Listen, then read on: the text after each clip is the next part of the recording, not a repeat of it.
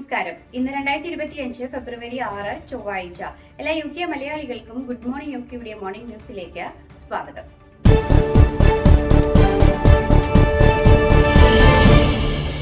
യുദ്ധഭൂമിയിൽ നിന്നും പലായനം ചെയ്ത ലക്ഷക്കണക്കിന് പലസ്തീനികളെ തിരികെ വീട്ടിലേക്ക് മടങ്ങിയെത്താൻ അനുവദിക്കണമെന്ന പ്രധാനമന്ത്രി KS സ്റ്റാമർ. ഗാസ മുനമ്പ് ഏറ്റെടുക്കാൻ US തയ്യാറാണെന്ന നിർണായക പ്രഖ്യാപനവുമായി പ്രസിഡന്റ് ഡൊണാൾഡ് ട്രംപ് രംഗത്തെത്തിയതോടെയാണ് പ്രധാനമന്ത്രിയുടെ പ്രതികരണം. US സഖ്യകക്ഷികളായ സൗദി അറേബ്യ, ഫ്രാൻസ് എന്നിവ പദ്ധതി നിരസിച്ചതോടെ അമേരിക്കയുടെ ആശയം വ്യാപകമായി അപലപിക്കപ്പെട്ടു. ഇസ്രായേലും പലസ്തീനും തമ്മിലുള്ള സംഘർഷം പരിഹരിക്കുന്നതിന് ദ്വിരാഷ്ട്ര പരിഹാരത്തെ UK സർക്കാർ പിന്തുണച്ചതായി സ്റ്റാമർ കൂട്ടിച്ചേർത്തു. പലസ്തീൻ ജനങ്ങളെ അവരുടെ വീട്ടിലേക്ക് മടങ്ങുവാൻ അനുവദിക്കണം, അവരുടെ ജീവിതം പുനർനിർമ്മിക്കുവാൻ സാധിക്കണമെന്നും അദ്ദേഹം MPമാരോട് പറഞ്ഞു. ദ്വിരാഷ്ട്ര പരിഹാരത്തിലേക്കുള്ള വഴിയിൽ പുനർനിർമ്മാണത്തിൽ ഞങ്ങൾ അവരോടൊപ്പം ഉണ്ടായിരിക്കുമെന്നും സ്റ്റാമർ വ്യക്തമാക്കി.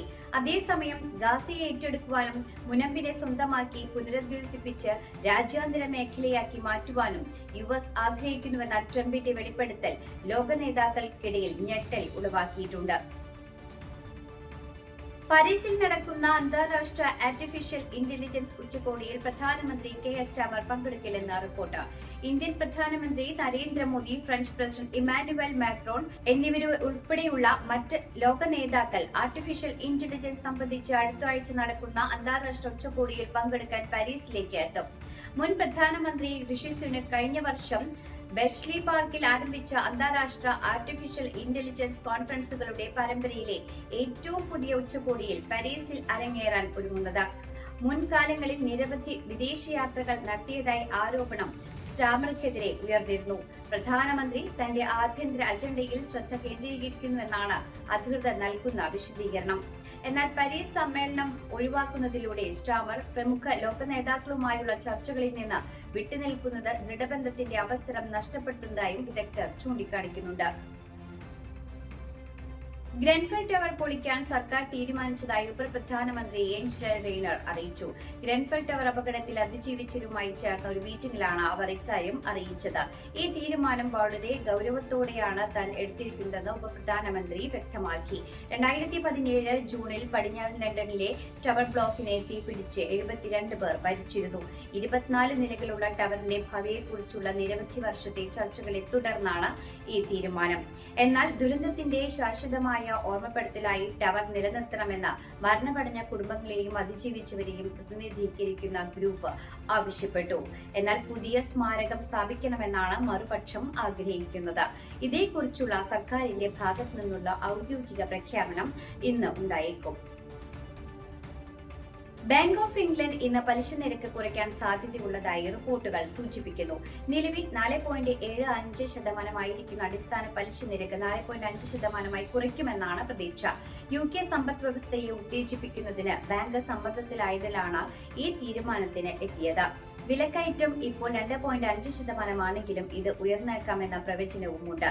ബാങ്കിന്റെ ലക്ഷ്യം 2% നിരക്കിൽ വിലക്കയറ്റം നിയന്ത്രിക്കാനാണ്. അതേസമയം സാമ്പത്തിക വളർച്ച ഉണർത്താനും ഈ നിലപാട് ലക്ഷ്യമിടുന്നു.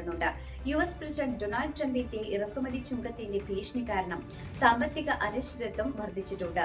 അവ ആഗോളതലത്തിൽ പണപ്പെരുപ്പ സമ്മർദ്ദത്തിലേക്ക് നയിച്ചേക്കാം. ഇതും UKയിലെ വിലക്കയറ്റത്തെ ബാധിക്കും.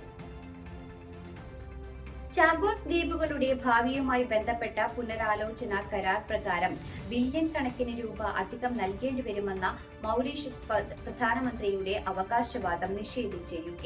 ദ്വീപുകളുടെ പരമാധികാരം മൗറീഷ്യസിനെ കൈമാറുമെന്ന് കഴിഞ്ഞ ഒക്ടോബറിൽ UK പ്രഖ്യാപിച്ചിരുന്നുവെങ്കിലും ഏറ്റവും വലിയ ദ്വീപായ ഡീഗോ ഗാർഷിയയിലെ US സൈനിക എയർബേസ് 99 വർഷത്തെ പാട്ടം നിലനിർത്തും. UKയുടെ പാട്ട പേയ്മെന്റുകൾ പണപ്പെരുപ്പവുമായി ബന്ധിപ്പിക്കുമെന്ന പുതിയ വ്യവസ്ഥകൾ ചർച്ച ചെയ്തതായി മൗറീഷ്യസ് പ്രധാനമന്ത്രി കഴിഞ്ഞ ദിവസം അറിയിച്ചിരുന്നു. എന്നാൽ ഉദ്ധരിച്ച കണക്കുകൾ കൃത്യതയില്ലാത്തതും തെറ്റിദ്ധരിപ്പിക്കുന്നതുമെന്നാണ് UK വിദേശകാര്യ ഓഫീസ് അറിയിച്ചത്. മൗറീഷ്യസിന്റെ നിലപാട് അംഗീകരിക്കാനാകില്ലെന്ന് ബ്രിട്ടീഷ് സർക്കാർ വ്യക്തമാക്കിയതോടെ തുടർ ചർച്ചകൾ വഴിമുട്ടി നിൽക്കുകയാണ്. ഇന്ത്യ ഇംഗ്ലണ്ട് ഏകദിന പരമ്പരയിലെ ആദ്യ മത്സരം ഇന്ന് നാഗ്പൂരിലെ വിദർഭ ക്രിക്കറ്റ് അസോസിയേഷൻ സ്റ്റേഡിയത്തിൽ നടക്കും. ഇന്ത്യൻ സമയം ഇന്ന് ഉച്ചയ്ക്ക് 1:30 മുതലാണ് മത്സരം. 2023 ലോകകപ്പ് ഫൈനലിന് ശേഷം ഇന്ത്യയിൽ ആദ്യമായാണ് ഇന്ത്യ ഏകദിനം കളിക്കുന്നത്.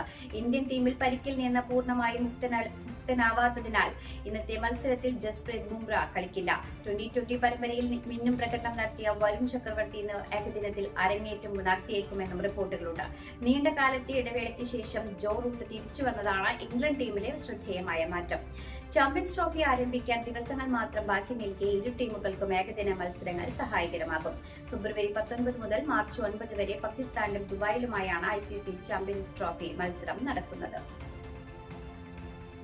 അഭിഷേക് അഗ്നി മലയാളം ബൈബിൾ കൺവെൻഷൻ ഫെബ്രുവരി 15 ശനിയാഴ്ച ബെർമിംഗ്ഹാം ബദൽ സെന്ററിൽ നടക്കുമെന്ന് അംഗങ്ങൾ അറിയിച്ചു. എല്ലാ മാസവും 2ാം ശനിയാഴ്ചകളിലാണ് കൺവെൻഷൻ നടത്തപ്പെടാറുള്ളത്. എന്നാൽ ഇത്തവണ മാത്രം ഫെബ്രുവരി 15 ശനിയാഴ്ചയാണ് നടക്കുന്നതെന്ന് അംഗങ്ങൾ അറിയിച്ചു. നോർത്താംപ്ടൺ രൂപത ബിഷപ്പ് ഡേവിഡ് വോക്കലിയുടെ മുഖ്യ കാർമ്മികത്വത്തിൽ ഫാദർ സാജു ഇലഞ്ഞിയിൽ, ഫാദർ ഷൈജു നടുവത്താനിയിൽ എന്നിവർ കൺവെൻഷൻ നയിക്കും. 5 വയസ്സ് മുതലുള്ള കുട്ടികൾക്ക് ക്ലാസ് അടിസ്ഥാനത്തിൽ പ്രത്യേക ശുശ്രൂഷ, മലയാളത്തിലോ ഇംഗ്ലീഷിലോ കുമ്പസാരത്തിനും സ്പിരിച്വൽ ഷെയറിംഗിനും സൗകര്യവും കൺവെൻഷന്റെ ഭാഗമായി ഉണ്ടാകും. ശുശ്രൂഷകൾ രാവിലെ 8-ന് ആരംഭിച്ച് വൈകിട്ട് 4-ന് സമാപിക്കും. കവൻട്രി സെന്റ് ഇഗ്നേഷ്യസ് യാക്കോബായ സുറിയാനി ഓർത്തഡോക്സ് പള്ളി പെരുന്നാൾ നാളെയും മറ്റന്നാളുമായി ആഘോഷിക്കും. പരിശുദ്ധനായ മൊറോൻ മോർ ഇഗ്നാത്തിയോസ് ഏലിയാസ് തൃതീയൻ പാത്രിയാർക്കീസ് ബാവയുടെ 93ാമത് ദുഃഖ്രാണിയോടനുബന്ധിച്ച് കാൽനട തീർത്ഥയാത്രയും നടക്കും. നാളെ വൈകിട്ട് 5:30-ന് തീർത്ഥയാത്ര സെന്റ് ആൻസ് കവൻട്രി പള്ളിയിൽ നിന്നും ആരംഭിച്ച് കോർപ്പസ് ക്രിസ്റ്റി കവൻട്രി പള്ളിയിൽ എത്തിച്ചേരും. തുടർന്ന് പള്ളിയിൽ സന്ധ്യാപ്രാർത്ഥനയും വചന ശുശ്രൂഷയും നടക്കും. ശനിയാഴ്ച രാവിലെ 9-ന് പ്രഭാത നമസ്കാരം, വിശുദ്ധ കുർബാന, പ്രദക്ഷിണം, ആശീർവാദം, നേർച്ച സദ്യ, ലേലം എന്നിവയും നടക്കുമെന്ന് കമ്മിറ്റി അംഗങ്ങൾ അറിയിച്ചു. ഇതോടുകൂടി ഈ വാർത്താ ബുള്ളറ്റിൻ ഇവിടെ അവസാനിക്കുന്നു. എല്ലാ പ്രേക്ഷകർക്കും നല്ലൊരു ദിനം ആശംസിക്കുന്നു. ഇനി കൂടുതൽ വാർത്തകളുമായി നാളെ കണ്ടുമുട്ടാം. എല്ലാവർക്കും നന്ദി, നമസ്കാരം.